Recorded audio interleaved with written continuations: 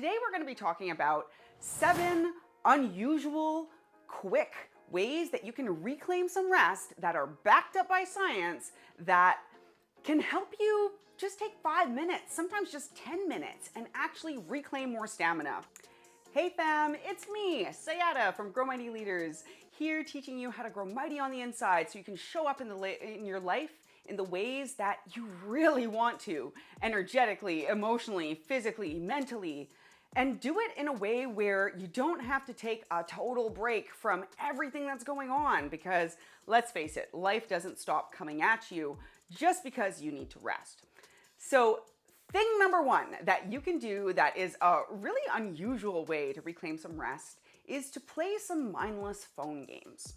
So a lot of the time we think of our phones as the devil or we think of them as our romantic partner. You know, they're either something that we put a lot of time and energy into that we can't imagine really being without. Sometimes I love my phone, sometimes I wish I could throw it in the ocean. The main way that it helps you reclaim rest is by activating default mode. I think most of us have had experiences where we're kind of daydreaming or looking off into the distance or going for a walk, and we either have an aha moment or we actually feel a little bit clearer, a little bit more settled afterwards. Well, a mindless phone game can be a pretty easy way to bring a little bit of default mode into your mind, into your brain, into your day. Sometimes just 5-10 minutes at a time if you're waiting for something.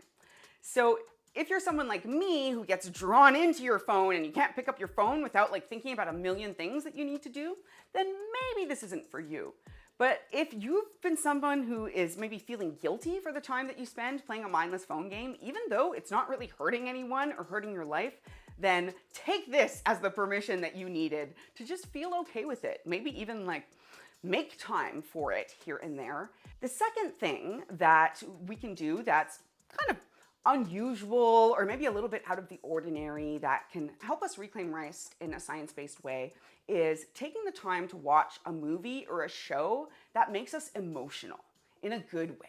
You know, like something that's really emotionally satisfying or brings you to tears, even that commercial that kind of brings you to tears.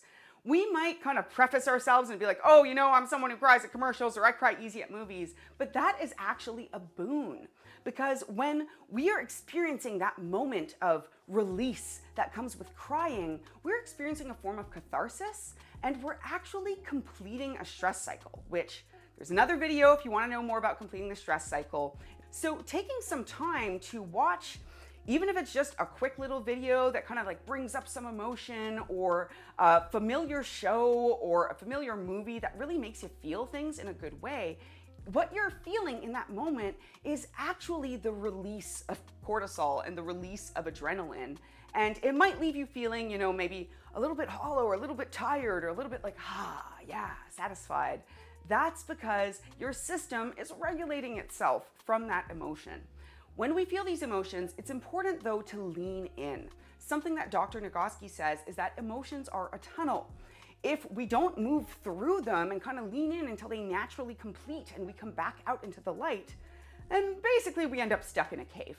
And also please subscribe, hit that bell notification. I would love to keep making these sorts of videos to bring you easy ways, maybe not always easy, but simple, to simplify all of the information that's out there that can be so overwhelming on how to reduce your stress and get more energy and all that stuff.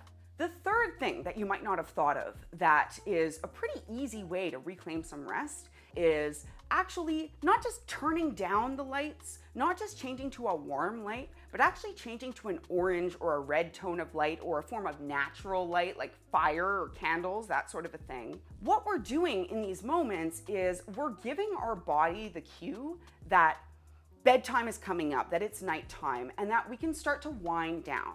This has been an absolute game changer for me. And now that I'm less sensitive to light than I was maybe a year ago, it's sometimes hard for me to remember. I basically have to set a timer or automate it in some way. But it still makes a difference, even if the light isn't hurting my eyes. The fourth thing that you may not have considered that is a fairly simple, easy thing that you can do to reclaim some rest is actually just to take a minute or two and to walk barefoot on some grass or some soil or something that's not going to hurt your feet. Some sand as well.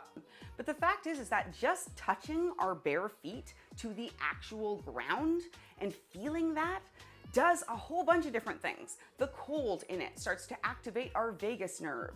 Our feet actually interact with bacteria in the soil and in the grass, and it actually charges us on some level. That can be something that only takes 5 minutes that can have a surprisingly potent impact on your nervous system. Thing number 6 that is something unexpected that can help you reclaim rest is actually giving yourself an ear massage. What happens is that we have a nerve, it's the biggest nerve in our body. It helps control our rest and our regulation, and it's called the vagus nerve. And the vagus nerve is extremely powerful for helping us get into rest mode. But what most people don't know is that we can activate the vagus nerve in fairly simple ways. And in our ears is the only place in our body where the vagus nerve is actually right close to the surface. But basically, some other things that we can do is basically just relax the muscles all around our ears by pulling on them, by moving them around, by pulling on the lobes. All of that can be really, really good for telling your body it's time to go into rest mode and that it's safe and it's okay to let go. Which brings us to the next one, number 7. This is another vagus nerve technique. So something you may not have thought of is actually splashing your face with cold water. Or in fact, taking a cold shower or jumping into a cold ocean. But basically, cold water, especially between our upper lip and our forehead, has the power to activate the vagus nerve. You might have heard of the Wim Hof method or people who are proponents of cold showers for a number of different reasons. But what you might not know is that you don't need to have a whole cold shower for this to be effective. You can get really cold water and just splash your face. You can put a cold washcloth on the back of your neck or on your head. You can even, I find, dipping my feet into cold water because our vagus nerve actually runs from our ear all the way down through our chest to our feet. You can actually do a lot to kind of soothe yourself. And also please like, subscribe, hit that bell notification. I would love to keep making these sorts of videos to bring you easy ways, maybe not always easy, but simple, to simplify all of the information that's out there that can be so overwhelming on how to reduce your stress and get more energy and all that stuff. I'm here to help you clarify it, to help you understand what might work for you now, what might work for you next. And more importantly, how are you gonna know that it's actually working? All right, fam. As always, I hope you have an excellent rest of your day. This has truly been my pleasure. Take care.